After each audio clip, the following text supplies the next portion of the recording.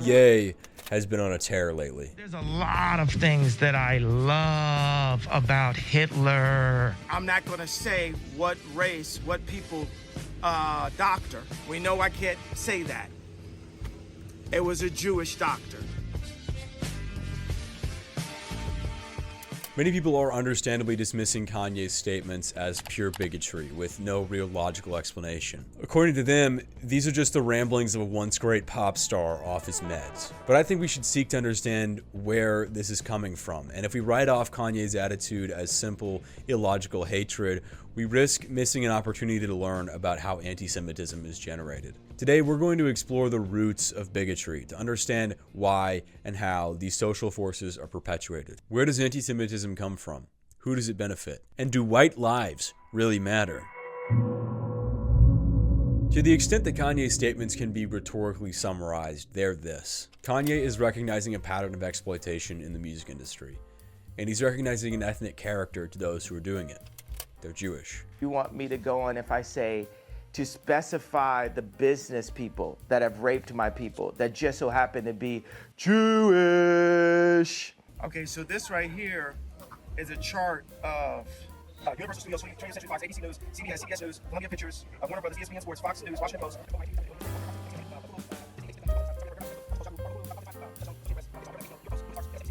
The red are the executives that are Jewish. Let's unpack these statements. Are there any truth to them? It's fair to say that Jewish people are overrepresented in the entertainment industry. But why is this? And does that mean that Jews control the music industry? To answer that question, we're going to have to go back to Judea, 3,500 years ago. Just kidding. We're looking at America about 100 years ago, in the early 20th century, where radio and record player technology is making commercially distributed music much more viable and much more profitable. This is sort of the first time we see a music industry start to emerge. As commercial music became much more popular, Jews often ran or co-owned indie labels that produced so-called race records, music produced by and marketed to African Americans. This is nothing out of the ordinary. Even back to the medieval period, Jews were often responsible for dirty jobs in the West. Back in the 20th century, Jewish-owned labels once again filled the gaps that white society wouldn't touch. While this allowed black musicians to reach a wider audience,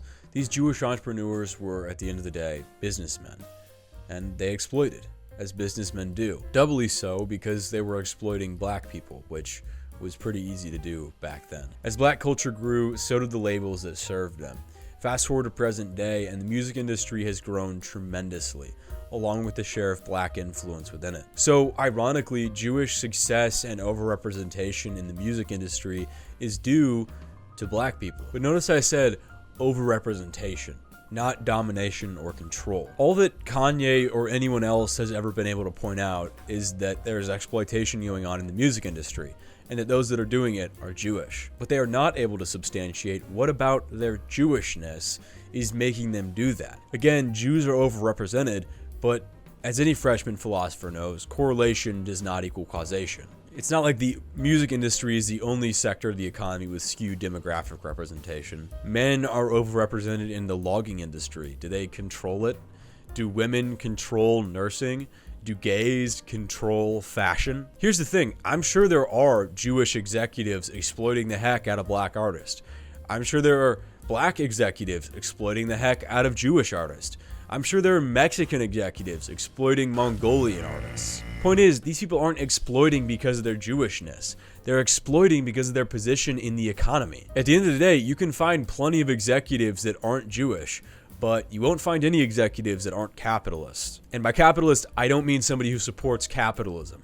I mean somebody who makes their money by owning the labor of others. And when you make your money by owning the labor of others, your incentive is to screw them over, is to write a contract as slimy as possible. Kanye and others are totally correct, I'm sure, when they point out that the music industry is exploitative, because every capitalist enterprise is exploitative to some extent.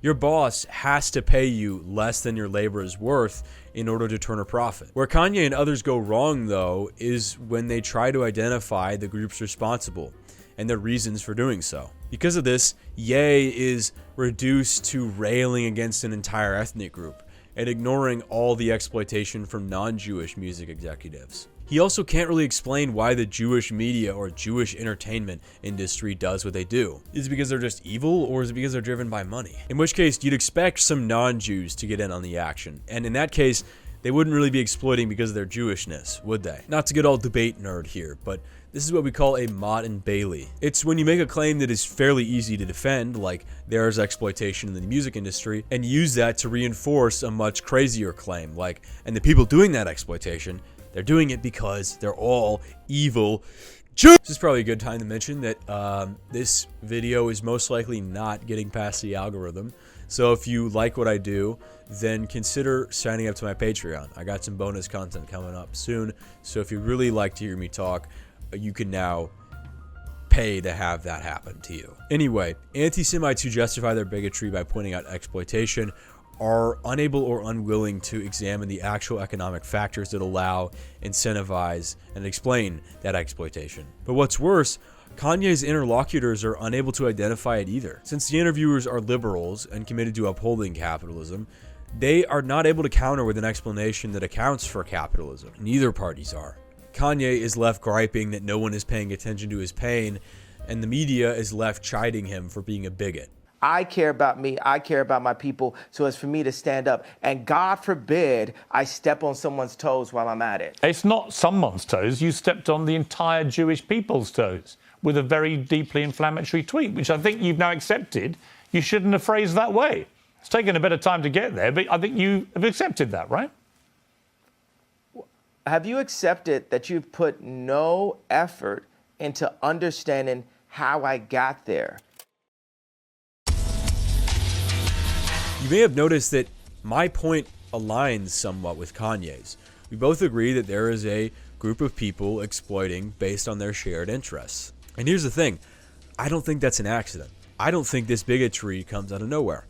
I think it's propagated because it serves a function in our system. Now, I'm not saying there's a smoke-filled room full of capitalists plotting to use anti-Semitism to throw workers off the scent of the exploitation that they're actually responsible for. But I do think it's strategically useful to have a vent through which people's anger can be channeled, so that workers never look up, but instead look around and blame each other.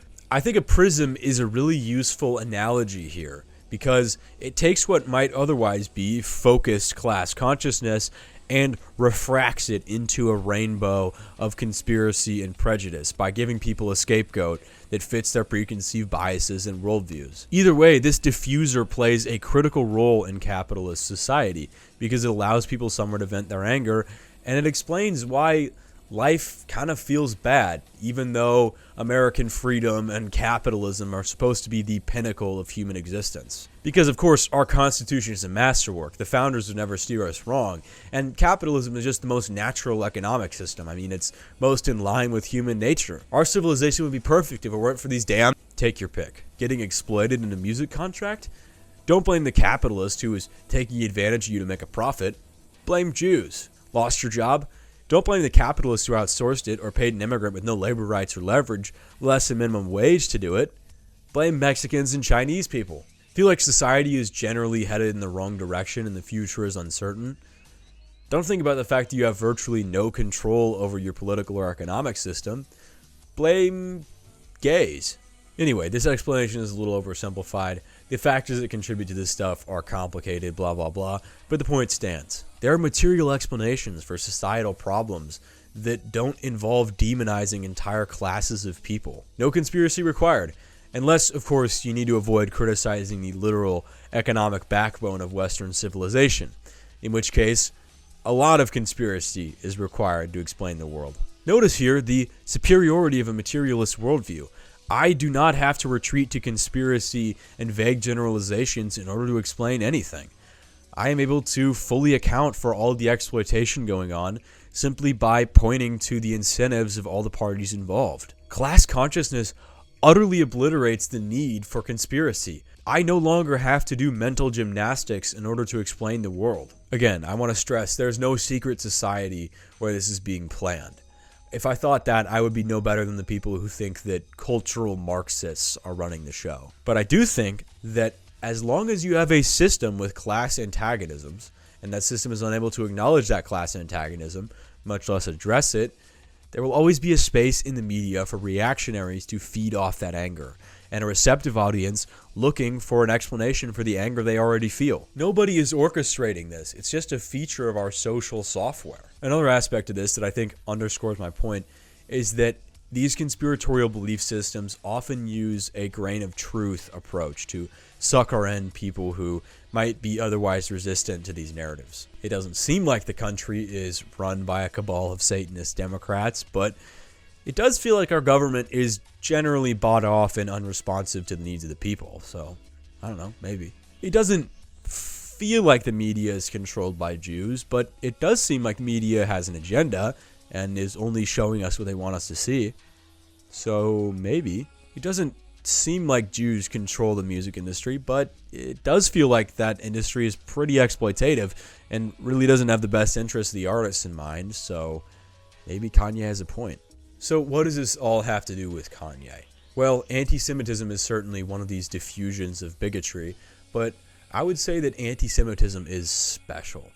I would say that anti-Semitism even serves as a linchpin. Because of the powerful position that Jews are thought to occupy, they can serve the role of powerful internal actors, subverters. They can coordinate all the other bogeymen. Because some people have more than an ambient, misplaced anger. They have a real sense that things are being run behind the scenes, that there's a hidden power directing events, that the elites and leaders of society do not have their best interests in mind. In other words, they are feeling the invisible hand of the market absolutely pummeling them.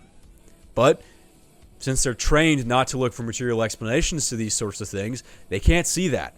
They believe in capitalism without even believing it, if you understand what I mean. In this way, anti-Semitism acts as the final hurdle to class consciousness. Because oftentimes, anti-Semitic conspiracies get so close to acknowledging the truth, but then divert that understanding at the last second. It's been said that fascism is just capitalism in decline. What I've just laid out to you is a process by which fascism selects a scapegoat. I have to stress that this model of how bigotry is generated is not all-encompassing. This is not meant to be a definitive explanation. It's simply a model among models. I don't think that all bigoted people are just misled workers who are secretly mad at capitalism. I mean, a lot of people get bigoted attitudes from their parents or other sources, and some people are just jerks. I also think a big part of why bigotry is perpetuated is just that right-wing politicians need something to rile up the base about, and it's not like they can run on their policies. I mean, like, gutting Social Security is never going to be a winning issue. But ultimately, I think these narratives have staying power because they provide people with an explanation for why their life feels bad, and they provide the capitalist class with a very convenient scapegoat. For us to just act like bigotry springs out of thin air would be a missed opportunity to learn, I think. As for what's next for Ye, I honestly have no idea. It seems like he has presidential ambitions, but hanging out with Nick Fuentes and Milo Yiannopoulos and showing up uninvited to Skechers headquarters to beg them to keep making Yeezys does not strike me as winner behavior. And you would think that going DEathCon on an entire race of people would be a political death sentence, but you never know. A lot can change in 2 years.